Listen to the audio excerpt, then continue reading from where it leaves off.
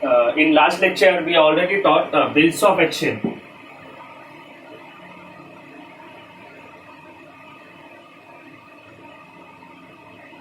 Hello, आवाज आ रही ma'am? So in last lecture हमने ऑलरेडी स्टार्ट किया था बिल्स ऑफ एक्सचेंज ये चैप्टर अकाउंट के सिलेबस में से. सो मे बी आप में से कुछ बच्चे जो है अब्सेंट रहे होंगे उस लास्ट लेक्चर में, तो मैं थोड़ा सा रिकॉल कर दे रहा हूँ.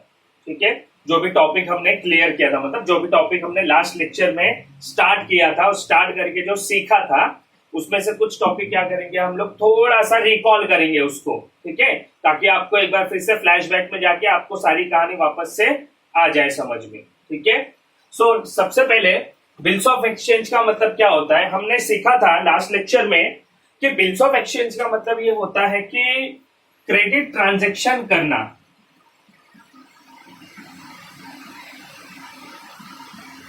क्रेडिट ट्रांजैक्शन करना, और क्रेडिट ट्रांजैक्शन मतलब जिसमें पैसा नहीं होता है, तो फिर जिसमें पैसा नहीं होता उसमें क्या होता है, वादा होता है. ठीक है, तो यहाँ पर एक पार्टी को वादा करती है कि हम आपको कुछ समय के बाद क्या करेंगे, पैसा वापस करेंगे. अच्छा, ये ऐसा क्यों होता है सर?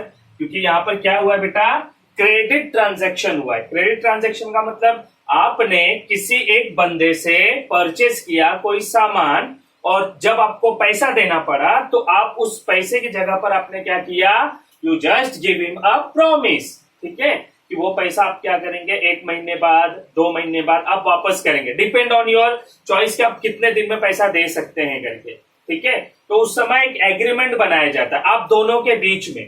ठीक है, उसी एग्रीमेंट को जब रीड करके साइन वगैरह किया जाता है तो वही क्या बन जाता है, बिल्स ऑफ एक्सचेंज बन जाता है.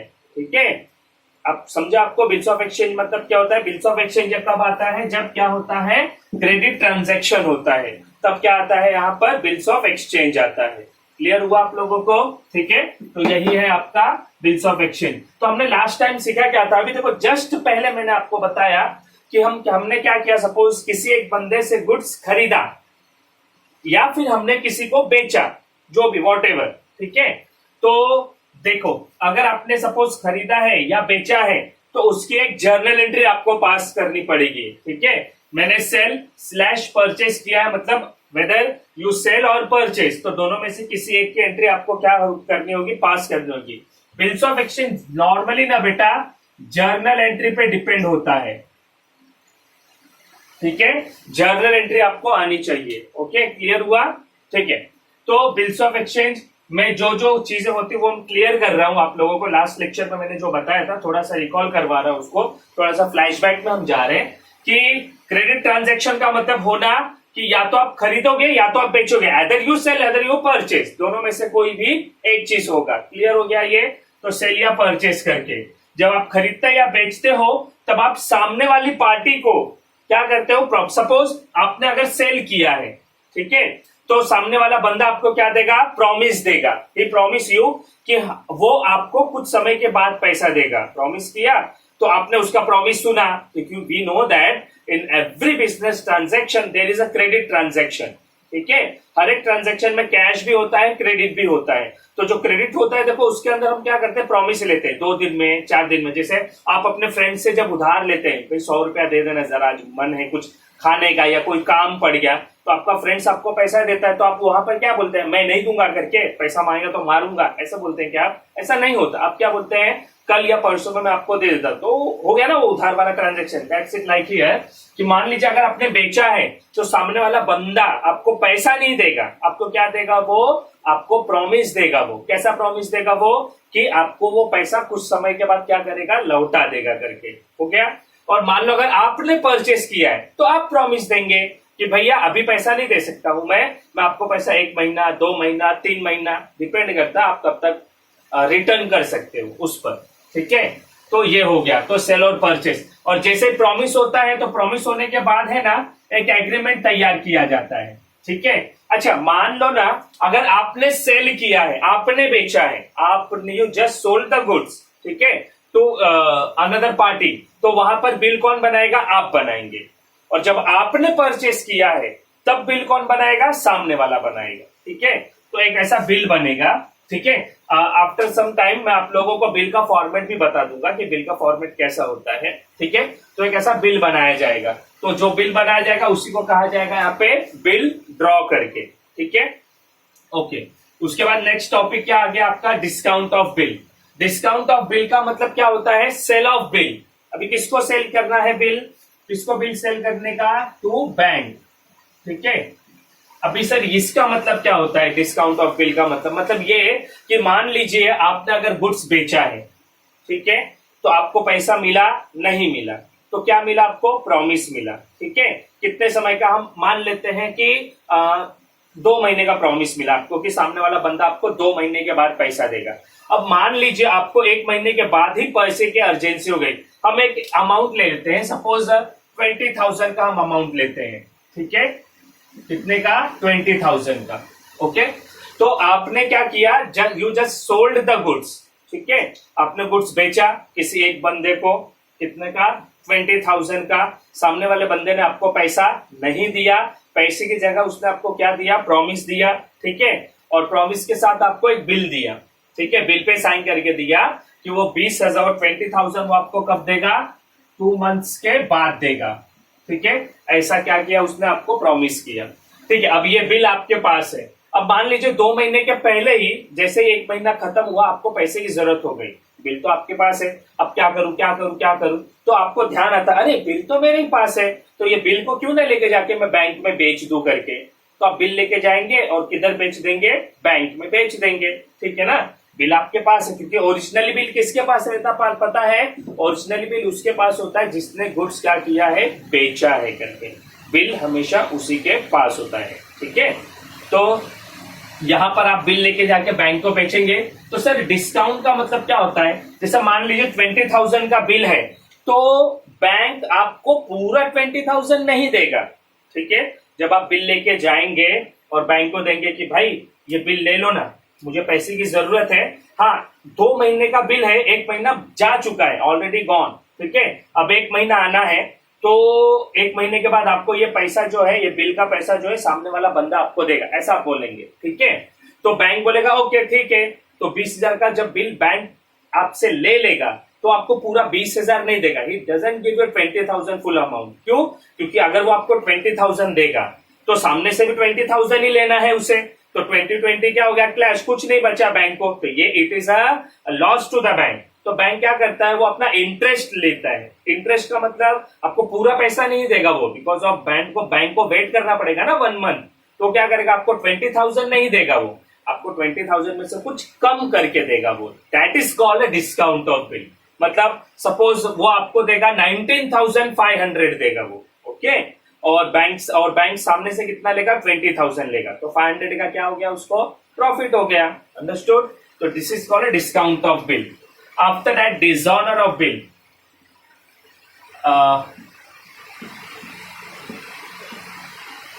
Have you here about bounce. Bounce का मतलब क्या होता है, नॉट डक, क्रिकेट खेलते समय जो बाउंस जाता है वो बाउंस नहीं, ठीक है।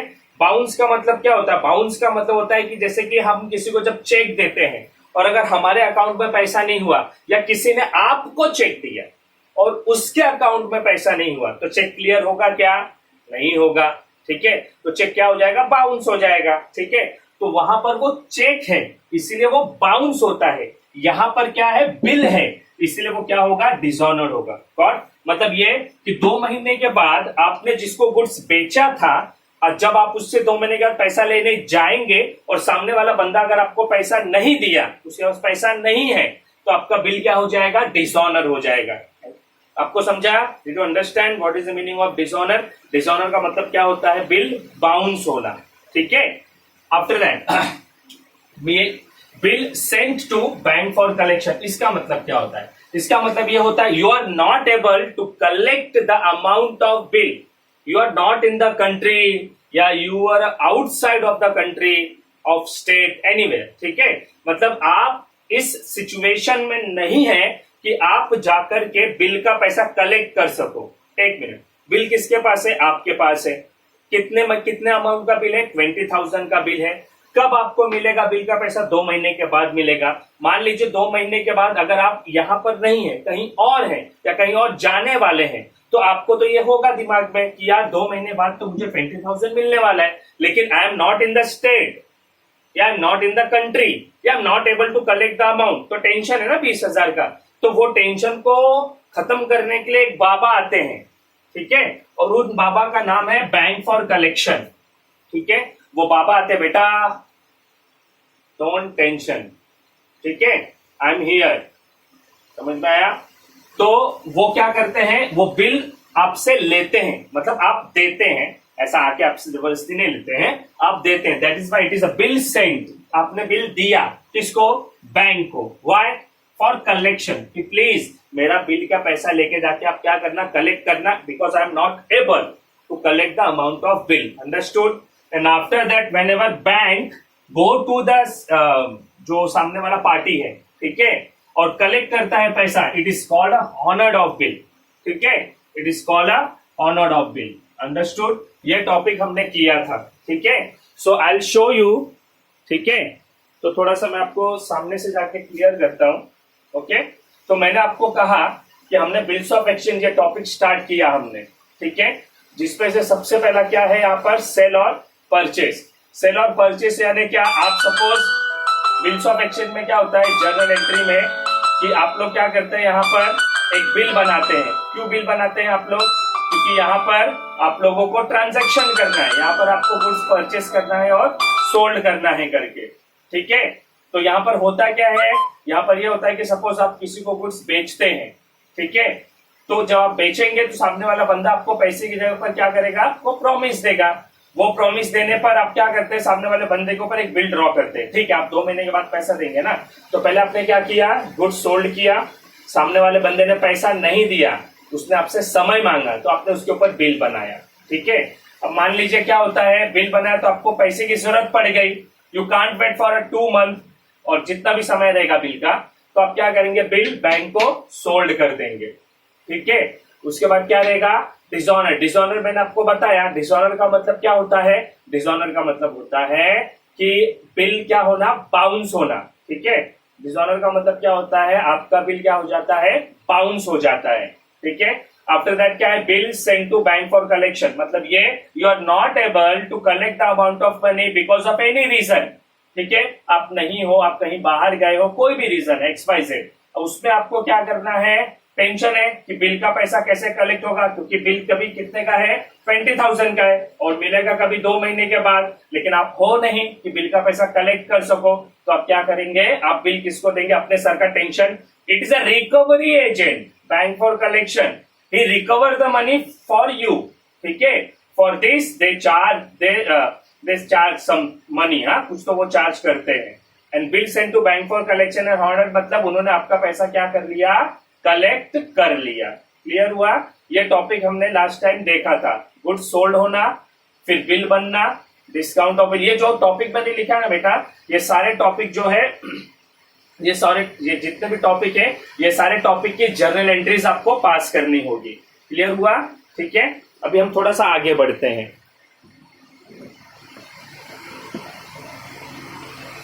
ओके। अब नेक्स्ट टॉपिक है, हम मूव अहेड, नेक्स्ट टॉपिक है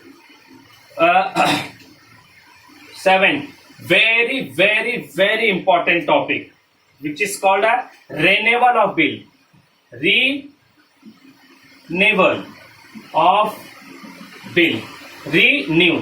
अच्छा, renew का मतलब क्या होता है, वापस से नया होना, ठीक है। अभी मैंने क्या बोला, डिसऑनर मतलब चेक क्या होता है, बाउंस होता है। चलो, आपको बिल का पैसा कभी मिलने वाला है, 2 महीने के बाद, ठीक है, और कितना अमाउंट है उसका, 20,000 अमाउंट है, ठीक है। अब 2 महीने बाद आप क्या करते हो, आप जाते हो मस्त एकदम, आप निकले, ठीक है, सामने फ्रंट वाले के डोर पे पहुंचे, ओके, मतलब आपने गुड सोल्ड किया है, तो आप ही जाएंगे बिल का पैसा लेने के लिए, ठीक है। I am talking about the renewal of bill, ठीक है। आपने सोल्ड किया है ना, तो आप ही जाएंगे पैसा लेने के लिए। एक हाथ में बिल होगा, ठीक है, और चेहरे पे मुस्कान होगी, ठीक है। सुबह सुबह मस्त नहाएंगे और धोएंगे भी, ठीक है, और जाएंगे क्या करने के लिए, पैसा कलेक्ट करने के लिए, क्योंकि 2 महीना बीत गया और आज 20,000 मिलने का दिन है, चलो आप एकदम जा रहे, आप गए, ठीक है, पहुंचे, तो सामने वाले के जैसे ही डोर पे पहुंचे तो देखा आपने इतना बड़ा ताला लगा हुआ है, वो भी गोदरेज का, तोड़ भी नहीं सकते, ठीक है, इतना बड़ा ताला लगा हुआ, तो आप ऐसा कर रहे हो, गया है कहीं तो गया होगा, आएगा तो मिलेगा ही। सो आप क्या कर रहे हो, जस्ट वॉकिंग की, अब आएगा अब आएगा अब आएगा अब आएगा, आधा घंटा हो गया, हाफ एन आवर हो गए, आपका दिमाग खराब हो गया, किधर है किधर, आज उसने वादा किया था, ठीक है, कि वो आपको कितना देगा, 20,000 आज देगा, लेकिन क्या है वो गाना ना, वादा तो टूट जाता है, ठीक है, वैसा ही हो गया यहाँ पर, आपको पैसा नहीं मिला। आपने कॉल किया सामने वाले बंदे को, हेलो, सामने वाले बंदे का कॉल उठाया ही नहीं उसने, मतलब जैसे आपने रिंग डायल किया सामने वाले को, तो सामने वाले का मोबाइल से एक मस्त सुंदर सी लड़की का आवाज आता है, the number you are dial is not reachable, ये आवाज आता है, तो आपका पारा और चढ़ गया, ठीक है। अब 2-3 बार कॉल करते हैं तो यही सुंदर सी आवाज आपको सुनने मिलती है 3-4 बार, फिर आप फोन कट करके आप कहाँ जाते हैं, डायरेक्ट अपने घर पे जाते हैं।